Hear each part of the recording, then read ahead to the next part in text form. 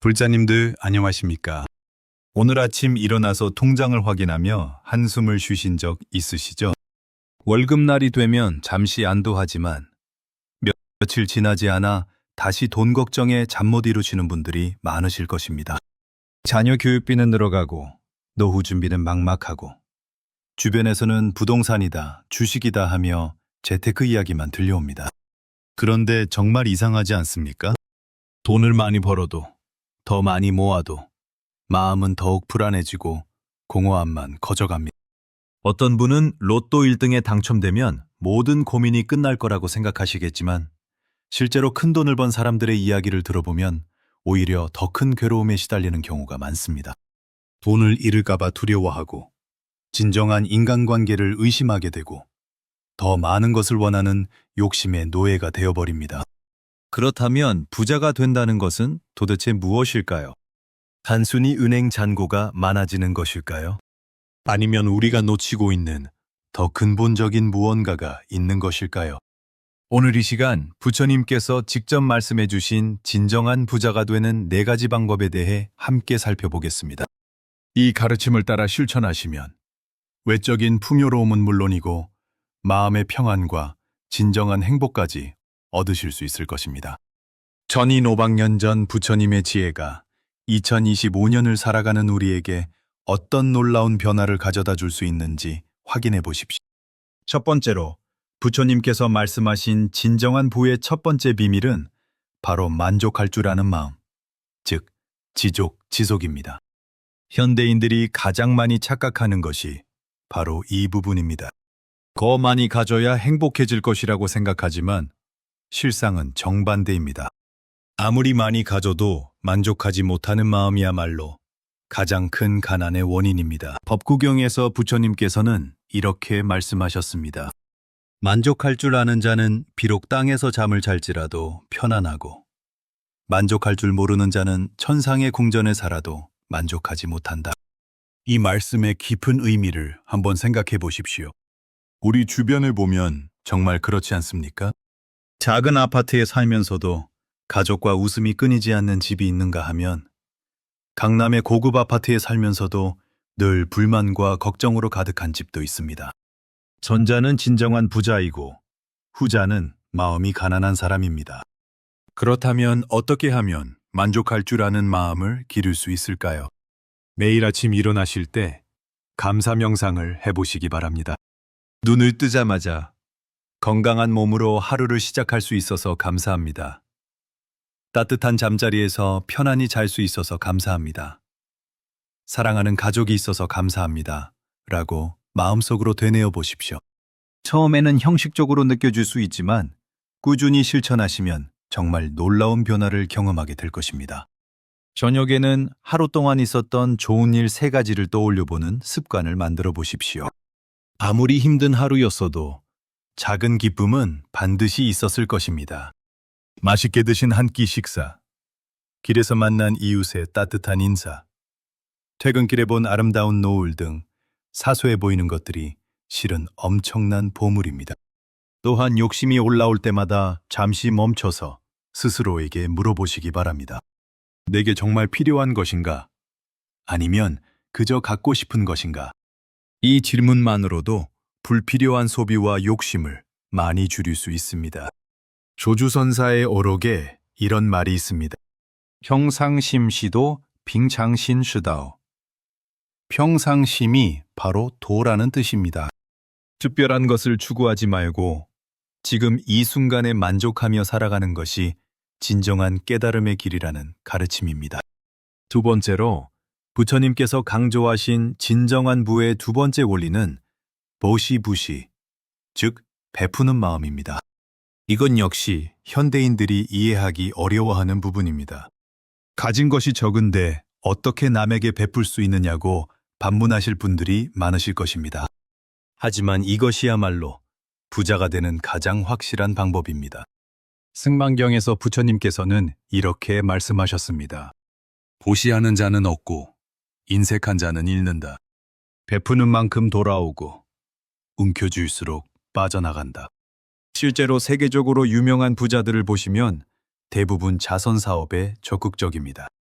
빌 게이츠, 워런 버핏 같은 사람들이 자신의 재산 대부분을 기부하겠다고 선언한 것도 단순한 사회 환원이 아니라 그들이 터득한 부의 원리 때문입니다. 베풀수록 더 많은 것이 돌아온다는 우주의 법칙을 체험했기 때문입니다. 그런데 여기서 중요한 것은 꼭 돈으로만 베풀어야 한다는 것이 아닙니다. 부처님께서는 보시를 세 가지로 나누어 설명하셨습니다. 첫째는 제보시 차이푸시, 돈이나 물건으로 베푸는 것입니다. 둘째는 법보시, 파부슈, 좋은 말씀이나 지혜를 나누는 것입니다. 셋째는 무에보시, 무에부세, 두려움을 없애주고 용기를 주는 것입니다. 제보시는 경제적 여유가 있을 때 하는 것이지만 법보시와 무에보시는 누구든지 지금 당장 실천할 수 있습니다. 예를 들어 우울해하는 동료에게 따뜻한 말 한마디를 건네는 것, 길을 잃고 헤매는 사람에게 친절하게 길을 알려주는 것, 무거운 짐을 든 할머니를 도와드리는 것, 이 모든 것이 보시입니다. 심지어 환한 미소를 짓는 것, 정성껏 인사하는 것도 소중한 보시입니다. 제가 아는 한 분은 매달 수입의 10%를 꼭 어려운 이웃을 위해 사용한다고 하셨습니다. 처음에는 부담스러웠지만 점점 신기한 일들이 벌어졌다고 합니다. 예상치 못한 부수입이 생기고 좋은 기회들이 자꾸 찾아왔다는 것입니다. 더 놀라운 것은 마음이 점점 풍요로워지고 행복감이 커졌다는 점이었습니다. 보시를 실천하는 구체적인 방법을 알려드리겠습니다. 우선 매월 일정 금액을 정해서 꾸준히 기부해 보시기 바랍니다. 큰 금액이 아니어도 됩니다. 10,000원, 60,000원이라도 꾸준히 하는 것이 중요합니다. 그리고 일상에서 작은 배폭을 실천해 보십시오. 지하철에서 자리 양보하기, 엘리베이터에서 문 열어주기, 마트에서 계산 순서 양보하기 등등 작은 것부터 시작하십시오. 무엇보다 중요한 것은 베풀 때의 마음가짐입니다. 조건을 달거나 대가를 기대해서는 안 됩니다. 순수하게 상대방의 행복을 바라는 마음으로 베풀어야 진정한 공덕을 쌓을 수 있습니다. 달마대사께서 양무제에게 하신 말씀이 생각납니다. 양무지제가 절을 많이 짓고 승려들을 공양했는데 무슨 공덕이 있습니까? 라고 묻자 달마대사는 공덕이 없다고 답하셨습니다. 공덕을 바라고 한 일은 진정한 보시가 아니라는 뜻입니다. 세 번째로 부처님께서 가르쳐 주신 부의 세 번째 비밀은 정명정밍, 즉 바른 생계입니다. 많은 사람들이 돈을 벌기 위해서라면 수단과 방법을 가리지 않습니다. 남을 속이거나 해롭게 하더라도 일단 돈부터 벌고 보자는 생각을 합니다. 하지만 이것은 일시적으로는 성공할 수 있어도 결국 더 큰 손실로 돌아옵니다. 화엄경에서 부처님께서는 이렇게 말씀하셨습니다. 그릇된 방법으로 얻은 재물은 바람에 날리는 먼지와 같아서 오래가지 못한다. 실제로 우리 주변을 보면 정말 그렇습니다. 부정한 방법으로 돈을 번 사람들이 결국 어떻게 되는지 뉴스를 통해 자주 접합니다. 설령 법적 처벌을 받지 않더라도 가정이 파탄나거나 건강을 잃거나 인간관계가 무너지는 경우가 대부분입니다. 반면 정직하고 성실하게 살아가는 사람들은 비록 큰 부자가 되지는 못해도 꾸준히 복이 쌓여갑니다. 주변 사람들의 신뢰를 얻고 좋은 기회가 자꾸 찾아오고 무엇보다 마음이 편안합니다. 정명을 실천하는 방법은 생각보다 간단합니다. 자신의 일에 최선을 다하고 정직하게 일하고 다른 사람에게 도움이 되는 일을 하는 것입니다. 어떤 일을 하든 그 일을 통해 사회에 도움이 되고 있다는 자부심을 가져보십시오. 청소를 하는 분은 사람들이 깨끗한 환경에서 생활할 수 있게 돕고 있고, 음식을 만드는 분은 사람들에게 영양과 즐거움을 제공하고 있고, 운전을 하는 분은 사람들의 이동을 도와주고 있습니다. 세상에 쓸모없는 일은 없습니다. 또한 일할 때는 돈만 생각하지 말고 그 일 자체에서 의미와 보람을 찾으려고 노력해 보십시오. 일이 곧 수행이라는 마음으로 임하면 어떤 일이든 귀중한 경험이 됩니다. 백장선사께서 하루 일하지 않으면 하루 먹지 않는다고 하신 말씀도 있습니다. 일하는 것 자체가 수행이고 복을 짓는 길라는 가르침입니다. 정명을 실천할 때 주의할 점도 있습니다. 첫째, 다른 생명을 해치는 일은 하지 말아야 합니다. 둘째, 거짓말이나 속임수로 이익을 취하지 말아야 합니다. 셋째, 남의 물건을 탐내거나 빼앗지 말아야 합니다.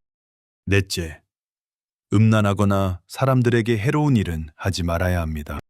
다섯째, 술이나 마약 같은 것을 팔아서 사람들을 중독시키는 일은 하지 말아야 합니다. 이런 원칙을 지키면서 자신의 일에 최선을 다하면 비록 빨리 부자가 되지는 못해도 반드시 꾸준히 발전할 수 있습니다. 그리고 무엇보다 마음의 평안을 얻을 수 있습니다. 돈을 벌면서도 양심에 거리끼는 일이 없으니 얼마나 행복하겠습니까? 천재동자가 53명의 선지식을 찾아다니며 구도 여행을 했을 때도 각각의 선지식들은 모두 자신의 일을 하면서 깨달음을 얻은 분들이었습니다. 상인도 있고 의사도 있고 선원도 있고 다양한 직업의 사람들이 모두 자신의 일터에서 부처가 될 수 있다는 것을 보여주었습니다. 네 번째로, 부처님께서 말씀하신 진정한 부의 마지막 비밀은 지혜로운 소비, 즉 지혜 쇼비입니다. 아무리 많이 벌어도 잘못 쓰면 가난해지고 적게 벌어도 지혜롭게 쓰면 부자가 될 수 있습니다. 현대사회의 가장 큰 문제 중 하나가 바로 무분별한 소비입니다. 광고에 현혹되어 필요하지도 않은 것을 사고 남들과 비교하느라 과소비를 하고 충동적으로 구매해서 나중에 후회하는 일이 반복됩니다. 아함경에서 부처님께서는 재물을 네 부분으로 나누어 쓰라고 가르쳐 주셨습니다. 첫째, 한 부분은 현재 생활비로 쓸 것. 둘째, 두 부분은 사업이나 일에 재투자할 것. 셋째, 한 부분은 만일의 경우를 대비해 저축할 것. 이렇게 하면 돈 걱정 없이 안정된 생활을 할 수 있다고 하셨습니다. 25강년 전의 가르침이지만 지금도 그대로 적용되는 지혜입니다. 현재로 치면 소득의 25%는 생활비로, 50%는 재투자나 미래 준비에, 25%는 비상금으로 모아두라는 뜻입니다. 하지만 현실적으로 이런 비율을 지키기 어려운 분들이 많으실 것입니다. 그렇다면 각자의 상황에 맞게 조정하시되 중요한 원칙은 꼭 지켜보시기 바랍니다. 첫째, 들어오는 돈보다 적게 쓰는 습관을 만드십시오. 아무리 적은 금액이라도 매월 저축하는 습관을 들이십시오. 통장에 1,000원이라도 늘어가는 것을 보면 마음이 안정됩니다. 둘째, 충동 구매를 피하십시오. 뭔가 사고 싶은 것이 생기면 하루나 이틀 정도 생각해 보시기 바랍니다. 정말 필요한 것이라면 며칠 지나도 사고 싶은 마음이 남을 것이고 그냥 욕심이었다면 자연히 사라질 것입니다. 셋째, 품질 좋은 것을 오래 쓰십시오. 싼 것을 자주 바꾸는 것보다 좋은 것을 오래 쓰는 것이 결국 경제적입니다. 그리고 물건을 소중히 다루는 습관도 기르십시오. 넷째, 투자할 때는 욕심을 부리지 마십시오. 확실하지 않은 것에는 투자하지 마시고 잃어도 괜찮은 돈으로만 투자하십시오. 일확천금을 노리는 투기는 결국 큰 손실로 이어집니다. 무문관에 나오는 조주선사의 일화가 생각납니다. 어떤 스님이 만법귀일, 완파괴이인데 일은 어디로 돌아갑니까? 라고 물었습니다. 조주선사는 내가 청주에서 배 한 피를 샀는데 무게가 7근이더라 고 답하셨습니다. 철학적인 질문에 일상적인 답을 하신 것입니다. 깨달음도 거창한 것이 아니라 일상생활에서 지혜롭게 사는 것이라는 뜻입니다. 돈을 쓸 때도 마찬가지입니다. 거창한 재테크 기법보다는 일상에서 지혜롭게 소비하는 것이 더 중요합니다. 필요한 것과 원하는 것을 구분하고 장기적인 관점에서 생각하고 가족과 상의해서 결정하는 습관을 기르십시오. 또한 소비할 때도 다른 사람들을 생각해 보십시오. 공정무역 제품을 구입한다든지 환경을 생각해서 선택한다든지 지역 경제에 도움이 되는 소비를 한다든지 하는 것들이 모두 지혜로운 소비입니다. 나만 좋은 것이 아니라 모두에게 도움이 되는 선택을 하면 그 공덕이 다시 자신에게 돌아옵니다. 부자님들, 오늘 말씀드린 4가지를 다시 정리해 드리겠습니다. 첫째, 만족할 줄 아는 마음을 기르십시오. 지금 가지고 있는 것에 감사하고 작은 것에서도 기쁨을 찾으십시오. 욕심을 줄이고 평상심으로 살아가십시오. 둘째, 베푸는 마음을 실천하십시오. 돈으로만 베풀 필요는 없습니다. 따뜻한 말 한마디, 환한 미소, 작은 도움도 모두 소중한 보시입니다. 셋째, 정직하고 성실하게 일하십시오. 자신의 일에 자부심을 갖고 사회에 도움이 되는 일을 하십시오. 일하는 것 자체가 수행이라는 마음으로 임하십시오. 넷째, 지혜롭게 소비하십시오. 계획을 세워서 쓰고 충동 구매를 피하고 장기적인 관점에서 생각하십시오. 나만을 위한 소비가 아니라 모두를 위한 선택을 하십시오. 이 네 가지를 꾸준히 실천하시면 반드시 진정한 부자가 되실 수 있습니다. 외적인 풍요로움은 물론이고 마음의 평안과 진정한 행복까지 얻으실 수 있을 것입니다. 여러분들도 오늘부터 이 가르침을 실천해 보시기 바랍니다. 그리고 변화를 경험하시면 댓글로 나누어 주십시오. 여러분의 경험이 다른 불자님들에게도 큰 도움이 될 것입니다. 좋아요와 구독으로 이런 좋은 가르침이 더 많은 분들께 전해지도록 도와주시기 바랍니다. 오늘 이 법문의 공덕이 모든 중생에게 두루 미쳐서 모두가 진정한 부자가 되시고 진정한 행복을 얻으시기를 간절히 서원합니다. 모든 불자님들께 부처님의 자비와 지혜가 함께 하시기를 기원합니다. 나무 아미타불, 나무 아미타불, 나무 아미타불.